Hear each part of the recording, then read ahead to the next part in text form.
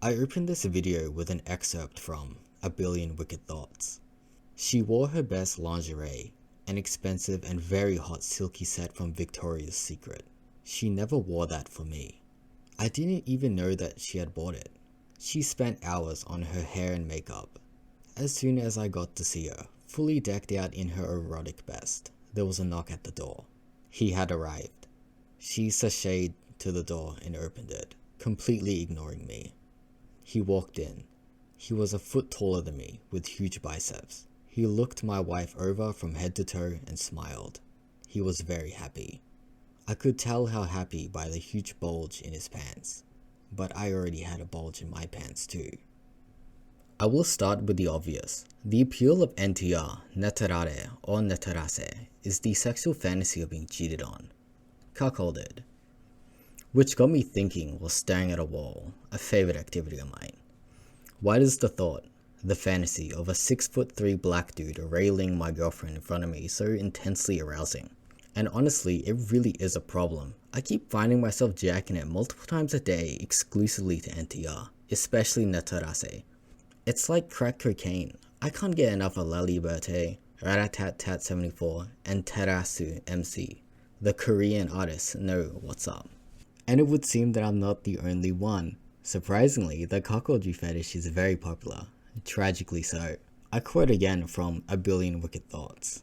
Cuckold porn is the second most popular heterosexual interest on English language search engines, which is precisely what we find on N-hentai. It's quite often that one is greeted by an NTR doujin at the top of the page among the currently trending doujins, and it's always, somehow, clocking in at over 50,000 favorites, which always sparks the most thought-provoking and stimulating discussions. The discourse around NTR is quite fascinating.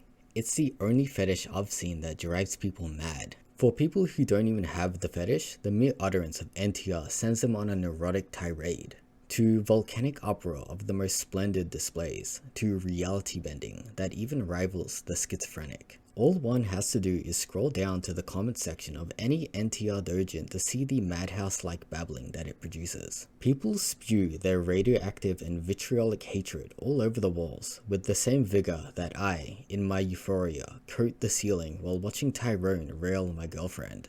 And you know what? I get it. I empathize with them. I understand exactly why NTR elicits such malice from even the most serene of temperaments.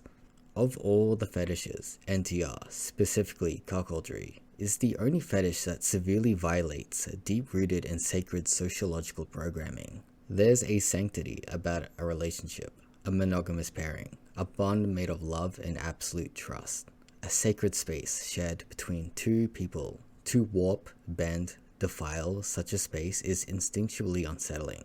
The very foundation of one's faith in the world is intrinsically tied to their trust in human bonds. We are social creatures after all.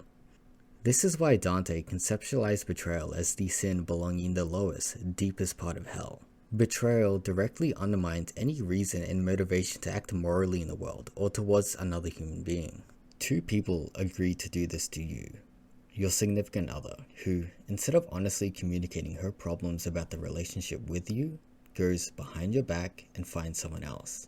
And her current boyfriend, who enabled this ape-like humanity and society-destroying behavior and partook in it, further lowering our implicit moral standards.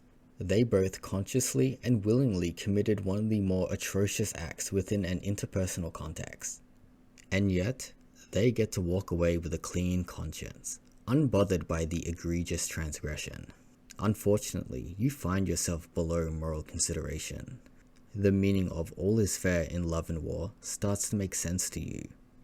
The same crimes against humanity, the heinous, senseless cruelty and gratuitous sadism, plays itself unrestrained within a holy space with you as its victim. The absent value of human life and why humans should be exterminated like the pests that they are has never had such a convincing case. Then, outside of your conscious control, you start fantasizing about it. It excites you, and then, finally, you get off to it. That's when the curtains get pulled back, and it's revealed that you're in a slaughterhouse orchestrated by nature. Further, she's smiling with glee, taking great pleasure in your demise.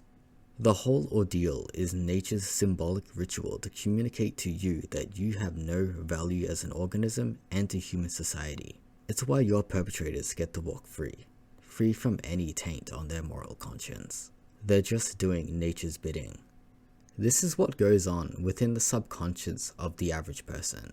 Can you blame the sane man for reacting the way they do when confronted with the very idea of NTR? How can one not seize up in trepidation at the eldritch horror lurking behind the door? Truth be told, I used to be that person who'd have an anaphylactic attack whenever I'd catch a glimpse of a doujin with NTR on it. Or hell, whenever the thought crossed my mind and exciting me. Now that one would trigger an epileptic fit. My ego couldn't handle it. It was too horrifying. But you see, this was starting to become a problem. I can't be having mental meltdowns while browsing hentai, or be struck with the existential horror of being human by a mere passing thought. So an idea struck me, a potential solution to my conundrum. Exposure therapy. The first time I got off to NTR, I was writhing and squirming in agony, desperately trying to rip the flesh off my bones. And I do mean that literally. I did not want to be human, or any conscious living creature for that matter. The sensation of embodying an organism with its warm flesh and blood was so revolting and horrifying that I was clawing myself and violently convulsing. And this is coming from an avid abyss gazer. The nothingness of existence, the void, the dread of staring into the abyss felt inconsequential to the descent I experienced on that night. I interrupt your regularly scheduled program with an advertisement from our sponsor. One of my favorite experiences of being a literal mutant is that people will sense your subhuman pheromones, the bad aura you emit, and avoid you like the rotting carcass that you are. I personally consider it an enormous success when every person who spots me ahead of them crosses the street to avoid me. 8 out of 8 people within a 10-minute walk around the block is my current record. When walking through a crowd of people, I love when they take one look at my face and promptly get out of my way, creating a 3-meter wide circle of space around me. Usually, people walk shoulder to shoulder when passing people, but you see, I'm special. I get the entire sidewalk. You get the grass, I get the pavement. I get most of the traffic crossing. When people are looking at something that I want to buy, they back off from it. That book, the pair of jeans you're looking at, it's mine now. Sorry, pal.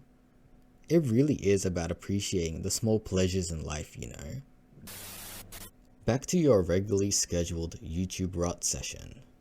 In spite of me saying all of that before, there is an anthropological explanation for the kink. The phenomenon is called sperm competition, and it is not dissimilar to the appeal of gangbangs, i.e. multiple dudes with one girl. The desire, or getting excited by the fantasy of your girlfriend fucking another dude is, I won't say normal, but within the realm of normative human sexual expression. It's a reproductive instinct that serves a specific purpose, and it was surprisingly very successful. Think of it as the fight or flight response, but for sexual reproduction. Whenever another male threatens your dominance and mating rights to a female, your reproductive system goes into hyperdrive to increase the likelihood of you inseminating said female that has just copulated with another male. Only a small minority of men had the privilege of being the dominant male. The rest of us were unfortunately the subordinate males. So with the prevalence of the fetish, it would mean that this specific reproductive strategy actually worked. And there's nothing wrong with me wanting to watch a black dude bang my girlfriend, since that would be giving myself the highest chance of passing on my genes. After a certain point, one starts getting off to it ironically. The act becomes hilarious and it ceases to mean anything. Sitting here and masturbating to a doujin of some loser's wife getting banged by 2 black dudes while he watches is one of the finer amusements that being human has to offer. Everything about it is insane. To the artist who drew the doujin, who is absolutely racking in fat stacks of cash from commissions and donations. To the person translating it, who had to intimately get all the details of the translation just right, spending hours on a single 20-page doujin. And then there's me, the person getting off to it. All of this is utter madness and I can't get enough of it. But unfortunately, the novelty does wear off. Perhaps this is a testament of how twisted I have become. Actually, no, I know precisely why I do this. Continuously exposing myself to how awful reality is affirms my decision to resign from life. Without a shadow of a doubt, the rational course of action is to take yourself out of this nightmare. Every extra second spent here is an admission to cowardice. Hitting rock bottom is not a seminar, it's not a weekend retreat. That was a joke, YouTube. That was a joke. Please let me scream into the void. Everything said here is a joke. It's all fictitious, a fabrication meant to arouse. None of it is real. And that's when you complete the cycle. NTR is just one of the many kinks and fetishes that one acquires throughout life. To condemn and banish one fetish would mean to demonize the entire spectrum of atypical sexuality. Paraphilias are disturbing, sure, but one has to accept that all of them are within the normative expression of human sexuality. Hell, even of nature. We find the same horrors blissfully played out among the animals. Not to justify it, not at all, but rather to familiarize oneself with reality, come to terms with it, so to speak.